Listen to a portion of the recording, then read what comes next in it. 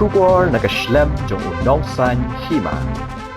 Ka United Taekwondo Academy hapo ka jinon lang jong ka Meghalaya Taekwondo Association kaladap ban penlong ya ka first Meghalaya United Taekwondo Championship jong ki sub junior bat cadet kabalalong arsngi kata khatsa bat khatsan tarik mentau benai balai shimenta kumalai spa angut ki khna na baro akawe ke jela Meghalaya